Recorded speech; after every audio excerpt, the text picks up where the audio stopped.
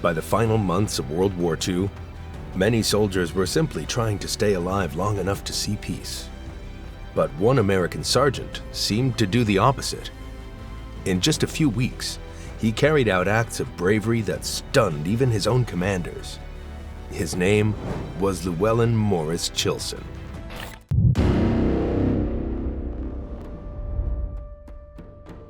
He was born on April 1st, 1920 in Dayton, Ohio. Everyone who knew him called him Al.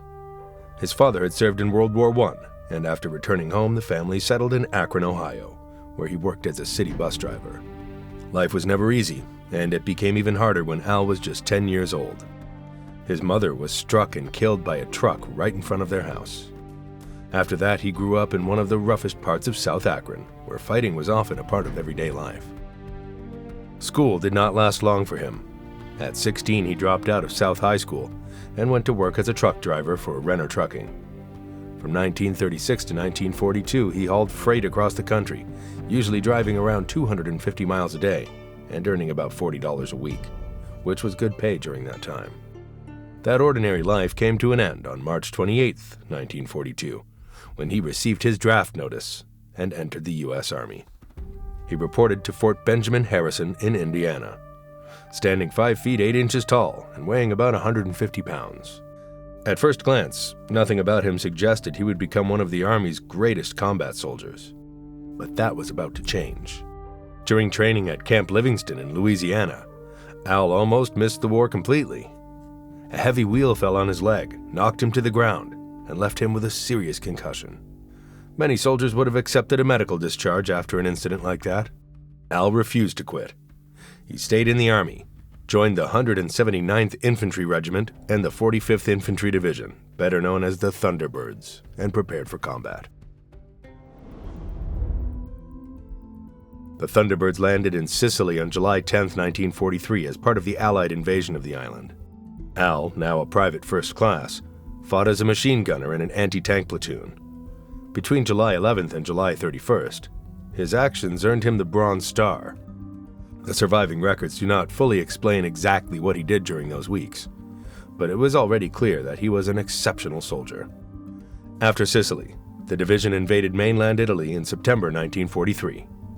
A few months later, in February 1944, they landed at the Anzio beachhead, one of the toughest battles of the Italian campaign. This was where the fighting became even more dangerous. On February 15, 1944, near the town of Carosetto, shell fragments struck Al in the face and nearly killed him. He received the Purple Heart for his wounds. The very next day, near the town of Aprilia, things became even worse. Al and 3 other American soldiers were surrounded after running out of ammunition and were captured by German troops. The Germans forced them to carry wounded soldiers off the battlefield as litter bearers. This was where one of Al Chilson's defining traits became clear. He never waited for someone else to save him. On February 17th, just one day after being captured, he and 3 other Americans escaped. During their escape, they captured 4 German soldiers. The information Al gathered while behind enemy lines also helped plan an attack that led to the capture of another 40 German troops. For these actions, he received the Silver Star. But his story was never simple. Later that year, on July 9th, the Army court-martialed him for 2 cases of being absent without leave, or AWOL, and stripped him of his Silver Star. Al was becoming known as 2 very different men. In combat, he was fearless and almost unstoppable. Away from the battlefield, however, he struggled with military discipline. Those struggles would only become more serious as the war continued.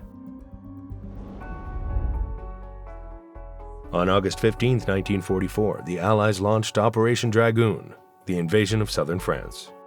By then, Al had been promoted to technical sergeant and landed with Company G, 2nd Battalion, 179th Infantry Regiment. Less than a month later, on September 13th, he went AWOL again. Today, many historians believe that long periods of non-stop combat left many soldiers suffering from what we now call combat stress, or PTSD.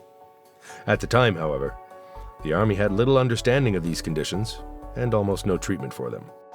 Whatever he was dealing with, Al always seemed to return to the battlefield. On October 28th, near a hill in Lorraine, France, his company came under heavy German fire. Earlier attempts to capture the position had failed, and 25 American soldiers had already been taken prisoner. Acting alone, Al slipped around the German flank, attacked the enemy position, and helped free the captured Americans. Despite the incredible risk, the Army did not give him an award, most likely because of his disciplinary record. Less than a month later, on November 24th, near Donsain, in France's Vosges Mountains, his platoon was stopped by heavy machine gun and rifle fire from a fortified roadblock during a nighttime attack. Al first set up a machine gun to provide covering fire. Then he crawled alone to within about 20 yards of the German position. He threw 2 grenades into the roadblock before charging forward with his Thompson submachine gun. He killed 3 German soldiers and forced 9 others to surrender. His actions were so impressive that the Army decided to restore the Silver Star it had taken away earlier that year. Only a few days later, on November 29th and 30th, near Gumbrechtshofen, Al's unit was forced to pull back after coming under heavy attack before launching another assault toward Germany. When reinforcements finally reached the area, they found Al fighting by himself, firing his Thompson at nearly 100 German soldiers only a short distance away. His platoon leader was so amazed by what he saw that he immediately recommended Al for the Medal of Honor. It would not be the last recommendation he received, but once again, he did not get the award. By the middle of December 1944, the 45th Infantry Division had spent 365 straight days in combat. 2 weeks later, Al was promoted to platoon sergeant. He was no longer just another soldier in the ranks. He was now responsible for leading other men into battle. Soon, however, tragedy at home would change him forever. On February 16, 1945, his younger brother Alvin, a staff sergeant serving in the Philippines, had been killed while fighting Japanese forces. After losing his mother as a child and spending well over a year fighting across Europe, the death of his brother hit him incredibly hard. He went AWOL once again, leaving his unit while trying to deal with the loss. But this became the turning point of his entire story. Al returned to his unit, and when he came back on March 26, 1945, something seemed to change inside him. From that day until the end of the war, he fought with an intensity that few soldiers could match. It was as if the loss of his brother pushed him to fight harder than ever before. In the early hours of March 26, 1945, the Thunderbirds crossed the Rhine River near the German town of Gernsheim. The attack began at about 2:30 in the morning. During the crossing, both platoon commanders leading the assault were wounded and knocked out of action. Without waiting for orders, Al stepped forward and took command. Although he was not supposed to be leading the attack, he quickly organized the men and pushed them forward along the riverbank under heavy enemy fire. Soon, German anti-aircraft guns opened fire on the advancing Americans.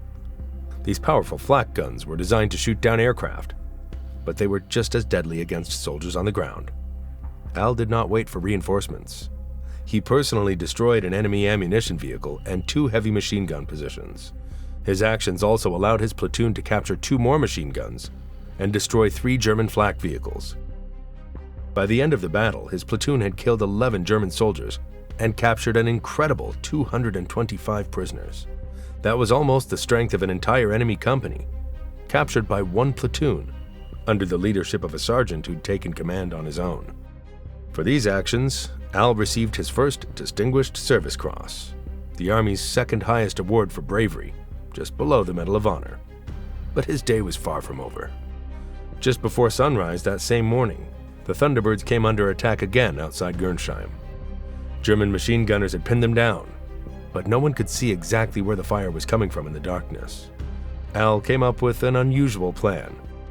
He set fire to a horse-drawn ammunition wagon and pushed it toward the area where he believed the Germans were hiding. His guess was correct. As German soldiers rushed out to escape the flames, they exposed their positions. Al immediately opened fire and cut them down. Later that same day, he attacked several more German positions with grenades, killing 5 soldiers and forcing another 41 to surrender. In just one day, one platoon sergeant personally led actions that killed enemy soldiers, destroyed weapons and vehicles, and helped capture hundreds of German troops. And Al was still not finished. 5 days after crossing the Rhine, On March 31, 1945, Al and his platoon ran into another fierce fight near the German town of Horsenthal. German flak vehicles opened fire from behind the town, while German riflemen and machine gunners attacked from the front. Most soldiers would have stayed under cover and waited for tanks to move up. Al did the opposite. He ran about 300 yards through heavy enemy fire, climbed onto the top of a tank, and rode it back to the front line. He stayed completely exposed on top of the tank the entire time, so he could direct its fire more accurately. For this action, he received a bronze oak leaf cluster, which counted as a second Silver Star. Later that same day, Al led a 5-man patrol into the town of Obernau, Germany. Even though the area was under heavy small arms fire, he ignored the danger and pushed forward to gather important information about German defenses. The intelligence he brought back helped his unit continue its advance. For this mission, he received a Bronze Star with a V device, which recognized bravery in combat. About 2 weeks after the Rhine crossing, near Aschaffenburg, Germany, Companies E and F of the 179th Infantry Regiment were stopped by heavy German resistance. Company G, which was Al's company, was ordered to move around the German right flank and attack from behind. During the advance, they were blocked by another enemy roadblock. Al ordered his men to provide covering fire while he climbed onto the turret of a tank, fully exposed to enemy bullets and shells. For the next 40 minutes, he stood there directing the fire of 3 tanks. Together, the tanks fired 30 high-explosive shells and about 3,000 rounds of machine gun ammunition into the German position. Standing on top of a tank for that long while under enemy fire took extraordinary courage. But Al never backed down. For everything he did between March 26th and March 31st, 1945, Al received the Legion of Merit. The medal had been created by President Roosevelt in 1942 and was rarely awarded to enlisted soldiers. It recognized how Al had taken command after his superior officer was wounded and had repeatedly led successful attacks during the fighting around the Rhine and Horsenthal.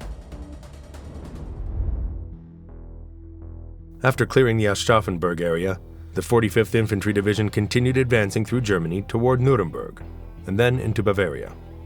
On April 25, 1945, while fighting in the town of Meilenhofen, German troops opened fire on Al's company with 20mm anti-aircraft guns. Again, these weapons were built to destroy aircraft and obviously deadly against soldiers on the ground. Most men would have looked for cover. Instead, Al climbed into a jeep with a mounted machine gun and drove straight into the town's main street by himself, while enemy fire crashed around him. When the fighting ended, Al had personally destroyed 2 flak guns and 1 powerful 88mm cannon. He also disabled the crew of another 88mm gun and killed about 40 German riflemen during the attack. The fighting continued. Later that day, American reconnaissance troops tried to enter the nearby town of Zell, but were stopped by more German 20mm flak guns. Al spotted an abandoned German motorcycle, jumped on it, and rode ahead of the reconnaissance troops to find the enemy positions. He located 6 more 20mm guns. Then one of those cannons opened fire from only about 50 yards away and blasted the motorcycle out from under him. What happened next almost sounds impossible. Al hit the ground, rolled, got back to his feet, and charged straight toward the German gun position on foot. He threw a grenade that killed 3 members of the gun crew and destroyed the weapon. Instead of stopping there, he ran back to the lead American tank and directed its fire onto the other 5 flak guns. One by one, they were destroyed. For everything he did that day, Al received his 2nd Distinguished Service Cross. 2 days later, on April 27, 1945, Al and his platoon crossed the Danube River in assault boats. The crossing itself was surprisingly quiet, with no German resistance. But once they entered the town of Neuberger, heavy automatic weapons fire suddenly erupted from the 2nd floor of an apartment building. Al immediately realized that the machine gun had to be stopped before it could kill more of his men. Once again, he acted without waiting for orders. He sprinted alone across a street swept by enemy fire, raced up the stairs of the building, and stormed into the apartment where the German machine gunners were waiting. He threw a grenade that killed 2 German soldiers. The remaining 8, shocked by the attack, immediately surrendered. For this action, Al received his third Distinguished Service Cross. Only a small number of American soldiers during World War II earned the award 3 separate times, but this battle also left its mark. During the fight around Neuerberg, Al was shot in the arm. After being wounded, he kept fighting as his platoon cleared German-held buildings throughout the town. Eventually, the blood loss became too much. Al finally collapsed. It was officially his 511th day in combat, an incredible amount of time on the front lines that very few American soldiers ever experienced during the war. His fighting was finally over. He was evacuated to the 34th General Hospital in Stockbridge, England to recover. While recovering there, something good finally happened after years of war. He met an army nurse named Mary Armstrong. They fell in love and were married later that year. Al returned to Fort Benjamin Harrison, Indiana in June 1945, the same Army base where he'd first reported for duty. He remained in the Army for another year before receiving an honorable discharge on June 30th, 1946. But there was something unusual about his story. Although the war in Europe had ended in May 1945, Al didn't receive most of his medals until about a year and a half later. The reason was that, behind the scenes, Army leaders were debating whether he should receive the nation's highest military award. On August 3, 1945, only a few months after the fighting ended, Lieutenant Colonel Lewis K. Henninghausen Jr., commander of the 179th Infantry Regiment, officially recommended Al for the Medal of Honor. The recommendation then sat in the Army's system for about 10 months, with no public explanation. In May 1946, it finally reached General Joseph T. McNarney, the commander of all U.S. forces in Europe. After reviewing the case, McNarney agreed that Al deserved the Medal of Honor for his actions between March 26 and March 31, 1945. With the top American commander in Europe supporting the recommendation, it seemed likely that Al would receive the Medal of Honor. But that didn't happen. The recommendation was sent to the War Department in Washington, where officials reviewed it and decided that although his actions were highly commendable, they did not meet the standard for the Medal of Honor. The Army never publicly explained why the recommendation was rejected. Many historians believe his disciplinary record, including his AWOL charges and court-martial during periods of grief and combat exhaustion, likely counted against him in a system that placed great importance on a soldier's service record as well as bravery in battle. After leaving active duty, Al took a civilian job as a chemical laboratory assistant for J. Bishop and Company in Malvern, Pennsylvania. But like many veterans who'd spent years at war, he struggled to adjust to civilian life. On November 17, 1947, he re-enlisted. He even given up his 40% disability rating so he could return to military service. Over the next 17 years, Al served in a variety of assignments in both the United States and overseas.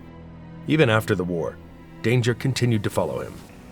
On May 24, 1961, Al was aboard a U.S. Air Force Douglas C-124A Globemaster II transport aircraft when it crashed. 24 people were killed. Al was one of 4 people who survived the accident. He remained in the Army until 1964, retiring as a Master Sergeant at Fort Sill, Oklahoma. After retirement, he and his wife Mary moved to Tacoma, Washington. He managed a gas station and later drove a taxi, living a quiet life. They eventually settled in a mobile home near the Washington Soldiers' Home in Puyallup, where Mary worked as a nurse. Al Chilson died on October 2, 1981 at the age of 61 while on vacation in Tampa, Florida. He was buried in the veterans sections of Mountain View Memorial Park in Lakewood, Washington, where a memorial now honors his military service. In 2006, more than 2 decades after his death, he was inducted into the Ohio Veterans Hall of Fame, giving him one more well-deserved recognition from the state where his remarkable story began.